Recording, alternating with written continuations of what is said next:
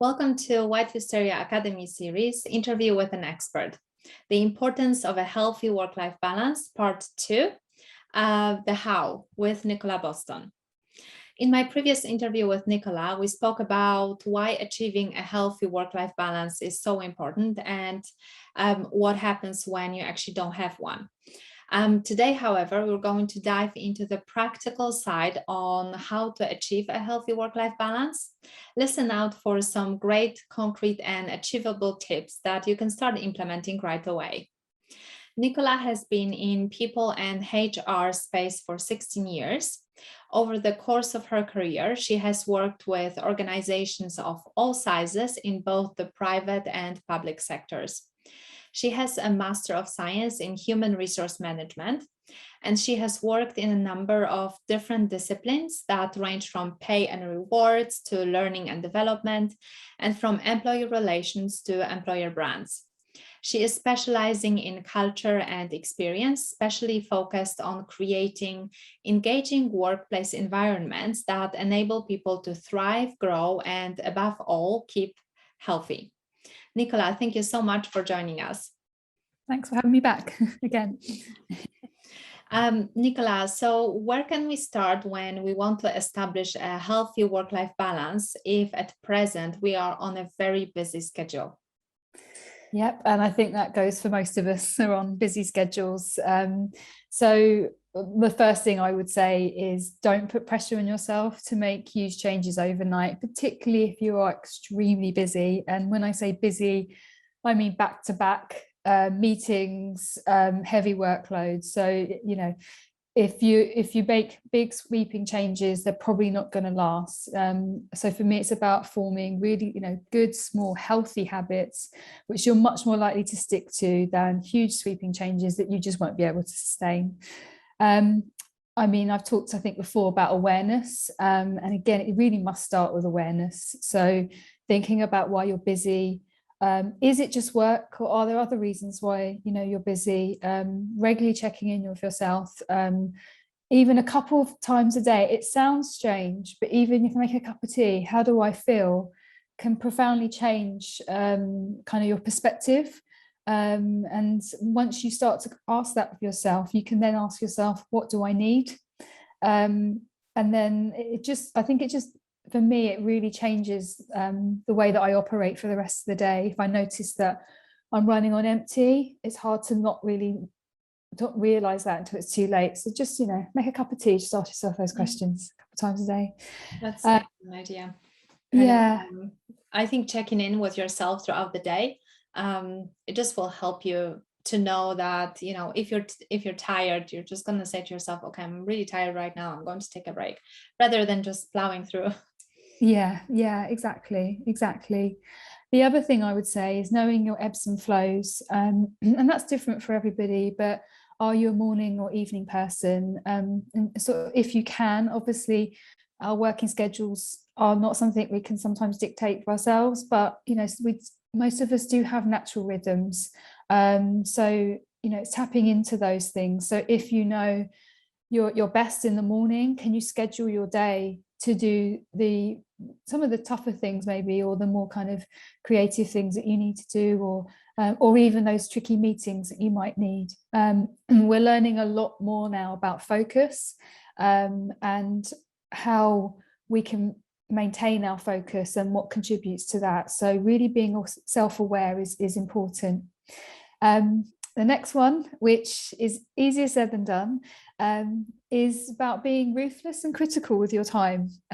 Very easy for me to say, but it's not just your time, but it is your energy. So we talked before about actually there's time, but then the energy is preserving that is most important. I always say try and be intentional with how you schedule your diary. I don't know about you, but quite often I might look at my diary and almost feel like everybody's put something in, and I don't know how I've got all of these meetings, and it happens to a lot of us. So I would regularly review your calendar and see what you can cancel, remove, and reschedule. I'm guilty of it, and I know many people that do the same, where you will say yes because it's 2 months away, and then you look and it's to regularly review your calendar is a really good practice to get into. The other thing in terms of managing your time, and actually it does manage your energy at the same time, is building buffers into your meetings, especially if you're back to back. So, it's that 10-15 minutes between each meeting if you can, or even just a couple of times in the day, so that you have time to breathe. Yes, very compose important. yourself. Yes, very, very important. Very important. I would actually say try and go even further and safeguard your time and be creative with your time. Say if you've got a very busy schedule because your stakeholders' availability dictates your diary, which it will for a lot of us. Try and find those known moments in the week, no matter how small, that you can block out and preserve just for you. I'm a big fan of, and I see it a lot. I see it a lot happening more and more, really, of people putting blocks in their diaries, especially when they're working from home and they need that separation at lunchtime, for example. So even if it's finishing half an hour early on a Friday, so you can actually go home on time, what boundaries can you create around your schedule, so you can prioritize your well-being? And if your diary is meeting heavy, can any of it be done by email instead? And if you do have a meeting, then try and keep it really focused. I'm again seeing a lot of practice of people putting very clear objectives into the meeting. And I would definitely suggest learning how to conduct a really efficient meeting, because it's a great skill to have, but it actually saves you a lot of time. Keep it really focused with an agenda, a purpose, and outcomes and actions. And if it can't be you that's the great facilitator, try and allocate one in that meeting. Absolutely. And another thing I would say, if you can, try and track your time, maybe over a week, and see where you are spending your time. I think I said before, Google now actually tells you how much time you've been in meetings for a week. But have a look at that. What would be interesting, I think you'll find, is how much time are you actually getting to do your work. You'll see a lot of people will be back-to-back meetings all day, and then they'll have to do their work in the evenings, and that isn't sustainable, or weekends. It's really common. So continually reviewing and tracking how you spend your time. What activities can you start, stop, and continue, so that you're maximizing your time and hopefully not working too many evenings in the week. There's also hopefully like I said, it's small habits. Definitely. Manageable habits. There's some real obvious ones. So try and schedule breaks throughout your day, especially away from technology. Even if it's a short walk, say 10 minutes. Walking, it literally changes our chemistry. It makes our heart pound faster. There has been studies to show that memory can improve just after mild exertion. So it's really important to try and get out, and also the benefits of being outside and being, even if you work in the city, just walking around for 5-10 minutes, and it gives you really good perspective, I think. Whereas sometimes when you're in the same environment, you lose perspective. So I'm a big advocate of that, for sure.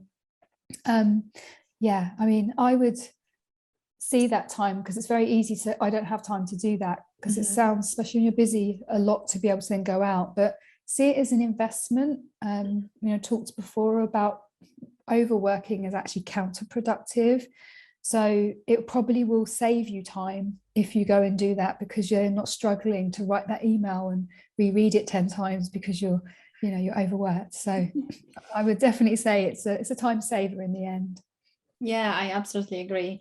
And I think thinking that you don't really have to go for an hour walk, just take the small steps, just go out for 10 minutes or even 5 minutes.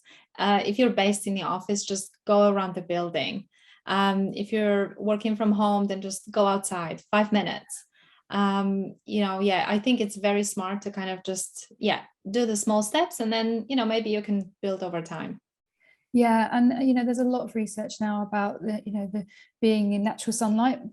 and the resetting of our clocks, and as much exposure we can to being outside, especially in these winter months, is really important.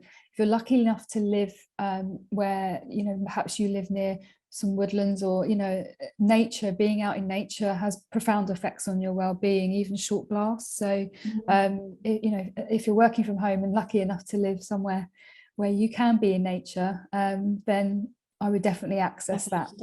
Yeah.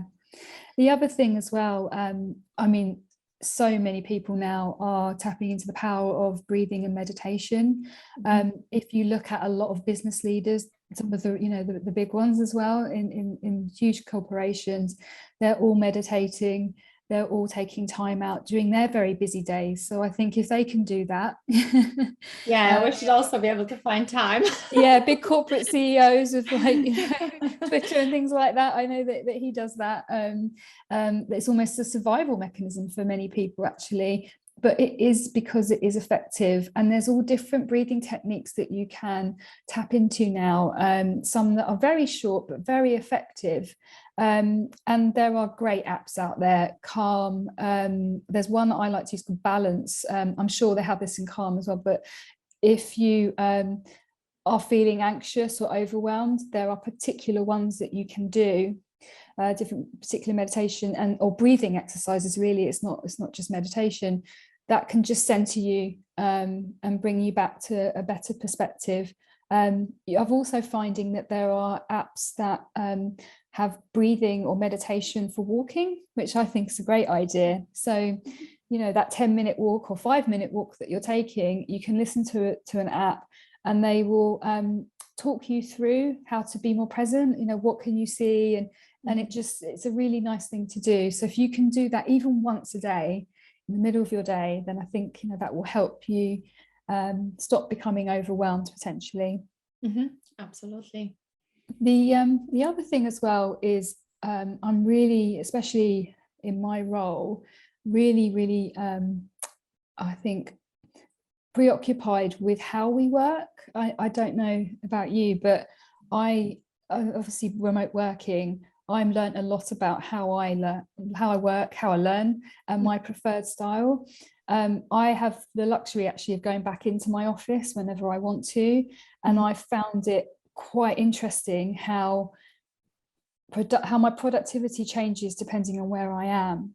So if you don't thrive in an open plan office, and that of yourself, that's okay.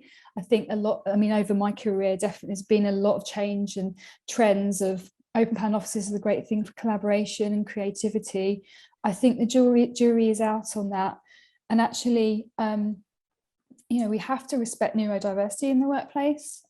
Some people do not thrive with a lot of people around talking over each other. How could anyone really be productive in that space, I think. But and if you do thrive in that environment, great. But actually, the remote working kind of revolution is enabling us to have that awareness of ourselves. So if you work in an open plan office, sometimes it's unavoidable, or a busy environment. Are there places that you can go to get your head down? Because in effect, you're managing your time, because it probably is taking you then less time to do things. Whereas in an open plan office, it can sometimes take you longer because you're trying to have to focus continually, which is exhausting as well. So yeah, I'm a big advocate of workspaces that respect neurodiversity. Absolutely. So important. Yeah, absolutely. The other thing I would say is don't be led by the big G word. By that I mean guilt. Okay. we all have it. Yes. So if you're feeling guilty about removing something out of your diary or saying no, don't. Especially if it's something that you're doing to preserve your well-being or your energy. Obviously, if it's not too important, if your boss is asked to come and speak to you, I think that might be a priority for you. But if there's other things that you need to say no to, then you have a right to do that. What you're doing is you're actually making active choices about how you prioritize your time, and that's fine. So instead of saying I don't have time, try saying it's not a priority right now, which is hard to do, but it's all for a good cause. And if you do struggle with being assertive with others, consider coaching. Or I know you do a course on assertiveness, don't you? So Yes, yeah, yeah. we so assertiveness is a skill. So we kind of took into account that assertiveness is very important in a clinical research associate role. In order to be efficient, you have to be assertive. So we kind of teach how to say no in the right way. But also, more interestingly, it's tied in as well with decision making. And, you know, if you're not assertive, you probably will be doubting your decisions all the time. So we kind of also teach the way to take the best decision with the information that you have available to you at the moment, and then feel confident about it. But yeah, it's important on so many different levels. Absolutely. So, you know, again, like we said before, be brave. The other thing I like to do is look around for role models that you know actually are really busy but seem to manage their time really well. What behaviors do they demonstrate that may work for you? You know, who else around you that you can trust can help you, critically look at your time and see where you can improve it. I think that we can all feel like we're running, you know, our diary is almost like running away from us. But sometimes, you know, a good trusted colleague or even a friend who's like, I see this of you, and gives you that critical feedback of perhaps how you're behaving, and which in turn means that you can make the changes you need to. But also, you know, even in assertiveness, some of the best people that I think that manage their time and their balance and energy are those that are assertive. They will say, I'm sorry, but I need to leave this meeting this time because I have to do X, Y, and Z, or and they're not afraid to do that. So yeah, I think role models around you is a really good thing to be aware of. And then the final thing, I mean, there's lots here. I mean, obviously you can choose to do one or all of these things. But one thing I would definitely insist you do is schedule your annual leave. The average employee only takes 62% of their annual leave. I just find that incredible. And in my experience of all the workplaces that I've been in, that is definitely true. You know, that isn't a made up statistic. People oddly seem to take less annual leave than they should. It's there for a reason. I would say make sure that you schedule it well in advance if you can, so that you know you've got those, you know, those breaks, and try and switch off if you can, so that you have some proper R&R away from work. Yeah, definitely. I really like your tip about saying it's not a priority. Instead of saying I don't have time, I think that saying that in this way really empowers us and makes us feel like actually it is up to me how I prioritize my time. And also sometimes I think you need to say it in order to believe it. Absolutely. Yeah, you do. Yeah, I'm a big believer in that. Absolutely. So yeah, I'll be saying that from now on. Let me know how you do on that. I would be interested to hear. Yeah, will do. Nicola, I have really enjoyed our conversation. Thank you so much for sharing your insight in such a practical way. And I'm excited to be implementing some of your tips straight away. Thank you. Yeah, I hope they help. So yeah, absolutely happy to help. If people want to connect with you, where can we find you? On LinkedIn. Okay, yeah. So Nicola Boston on LinkedIn. Thank you so much. Thanks so much. Now, how does this apply to a CRA position? I hope that my conversation with Nicola gave you some really useful and practical tips on how to build a healthy work-life balance. As Nicola was saying, small healthy habits are always easier to implement rather than big swooping changes. So think about those small steps. Maybe it's taking a 5-minute walk instead of thinking, oh, I don't have any time for an hour's walk a day. Thinking about taking small breaks throughout the day, checking in with yourself. How am I feeling now? Maybe trying to introduce some buffers between your meetings. If you, rather than having meetings back to back, try to introduce 15-minute break or 10-minute break. If you are invited to the meetings, then sometimes you have to be assertive and ruthless with your time and protecting sustaining your energy. Just be able just communicate to the organizer that you have the next meeting right after this one. Can you finish 10 minutes earlier, or can you go 10 minutes earlier, for example? Also, utilize your diary. So in the sense that when you know that you need a break or you want to work on something and you don't want to be interrupted, why don't you block the calendar for the amount of time that you need? So in this way, diary is not only for other people to send you meetings, it's also a tool that you can utilize yourself to your advantage. Then don't be afraid of the guilt. We sometimes all feel it, like Nicola was saying, but if you reframe saying I don't have time to it's not a priority, you will feel much more empowered in the fact that you are actually deciding factor, or it is up to you how you prioritize your time. Like Nicola was saying, breathing and meditation really helps. Booking your annual leave. Unfortunately, only 62% of employees book their annual leave. So yeah, why don't you go ahead and book something now?